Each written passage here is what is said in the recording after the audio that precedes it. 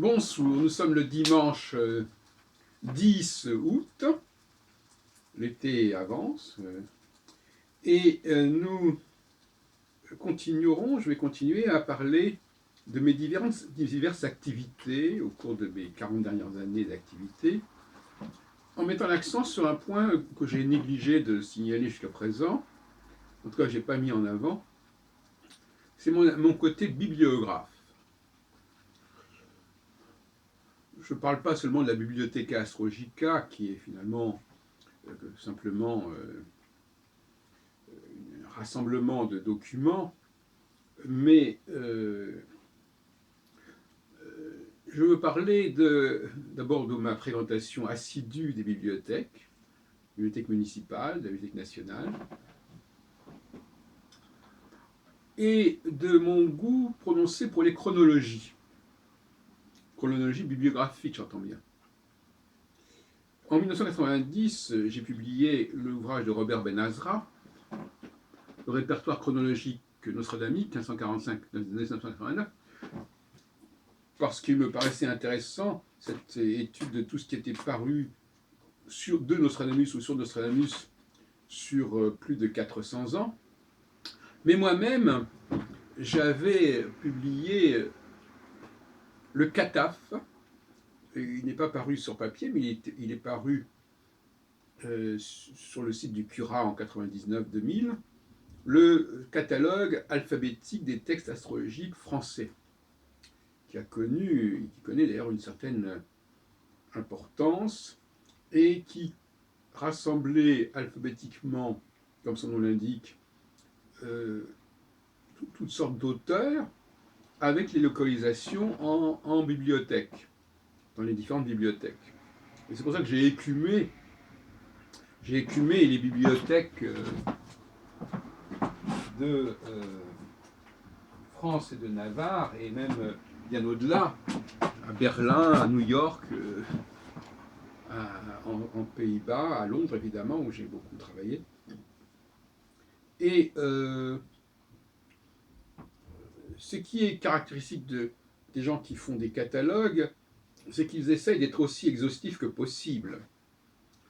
Aller voir dans les différentes bibliothèques, ça veut dire qu'on ne va pas se limiter à ce qu'on trouve dans une certaine bibliothèque, comme la Bibliothèque nationale par exemple, qui concernant Nostradamus serait totalement suicidaire, parce qu'il y a énormément de documents qui ne sont pas conservés à la Bibliothèque nationale, ce qu'ailleurs on pourrait regretter, parce que la Bibliothèque nationale a quand même une vocation à rassembler un certain patrimoine littéraire français, et quitte à avoir des reproductions, des photocopies, des microformes, il faudrait quand même qu'elle ait tout ce qui concerne Nostradamus, ce qui n'est pas le cas. Donc, une bibliothèque qui se contente d'avoir des collections qui sont un petit peu aléatoires, c'est une certaine idée de la bibliothèque, mais aujourd'hui on va quand même vers l'idée d'une bibliothèque exhaustive, sous forme de numérisation notamment. La numérisation ne se limitant pas au seul fait de numériser ses propres collections, mais aussi de signaler ce qui existe ailleurs.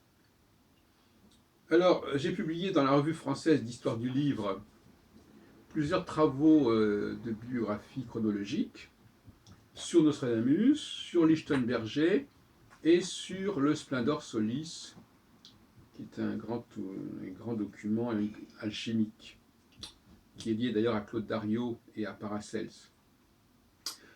Et je peux dire que d'une certaine manière, je suis un obsédé de la bibliographie. J'en ai publié d'ailleurs bien d'autres sur différents supports. Notamment en 1986, j'avais fait toute une bibliographie sur les comètes, au colloque auquel j'avais participé à Bayeux, à l'occasion d'ailleurs du retour de la comète de Halley, bien sûr. Mais ma conception de la chronologie bibliographique n'est pas la même que celle de notre ami Ben-Azra, ou de celle de Michel Chomara, ou d'autres chercheurs qui établissent des bibliographies. Moi, je suis pour une bibliographie, diront, critique et raisonnée, Ce qui est parfois le cas d'ailleurs chez les nostradamologues, mais à toute petite dose.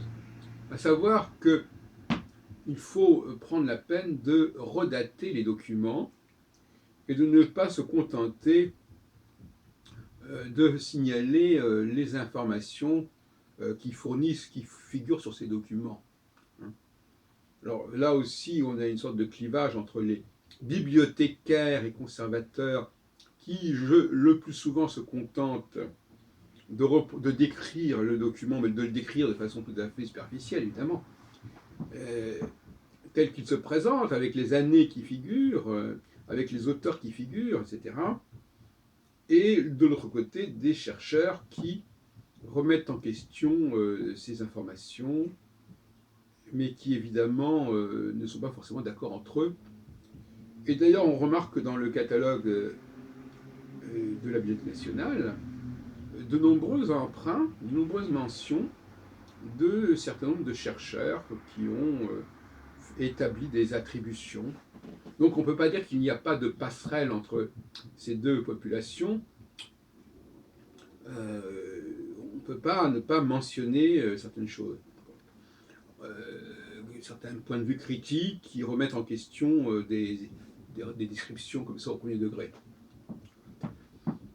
Donc, aussi paradoxal que ça puisse paraître,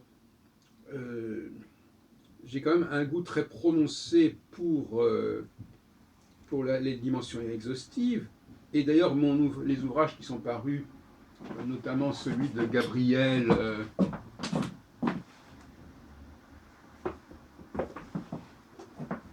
Traité de l'or dans le monde, ce sont également des ouvrages qui se veulent assez exhaustifs.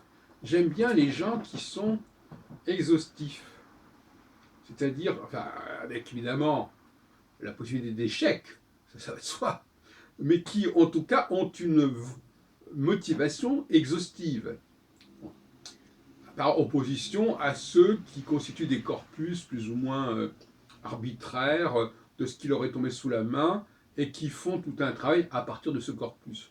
Donc ça, ce sont des façons de travailler qui sont plus de l'ordre de la maîtrise que du doctorat et qui finalement n'ont pas une grande valeur.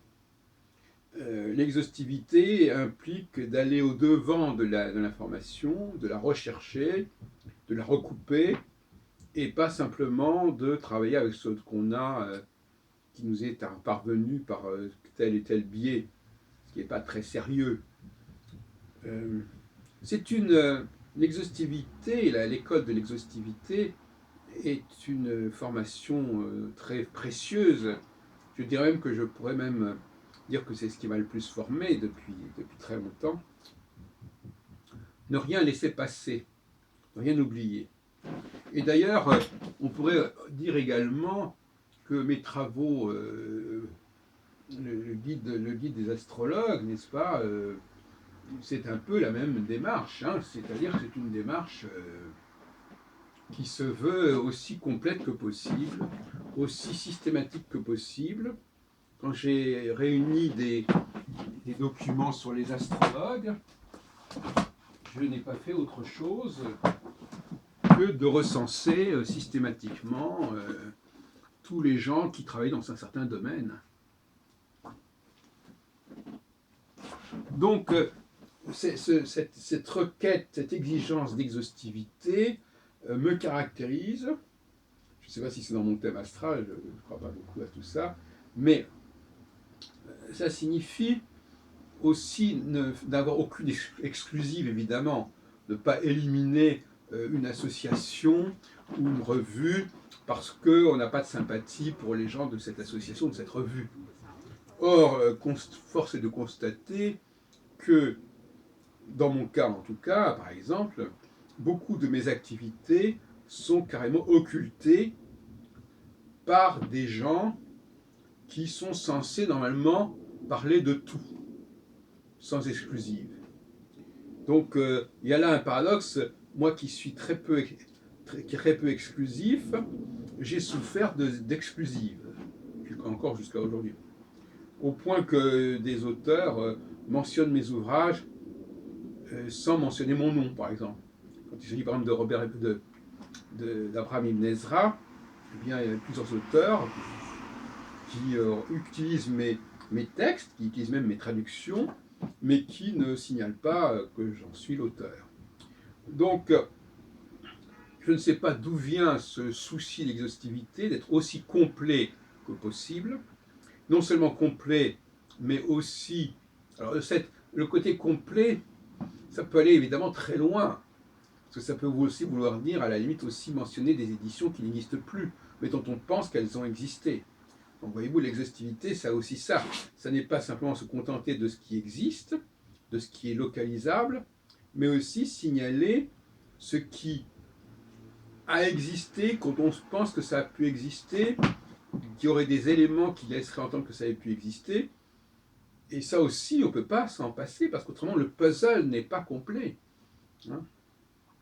Dans le cas de Nostradamus, il y a par exemple des éditions, la fameuse édition de 488 divisée en 4 centuries, que je n'ai jamais eue sous la main, mais qui a été décrite par Robert Ben Ezra, qui a été décrite par Rousseau, et c'est-à-dire un scandale que cette édition ne soit pas disponible, parce que c'est une pièce absolument maîtresse de toute la chronologie nostradamique. On connaît son contenu, plus ou moins, mais ça ne remplace pas Alors là, effectivement, l'exhaustivité, comme je le disais au début de mon exposé, c'est aussi, bien sûr, de rendre accessibles les textes, tous les textes existants sur le sujet. Et, alors, par le biais d'une bibliothèque, enfin, la bibliothèque ne peut pas... c'est une affaire qui ne peut être qu'à un niveau national.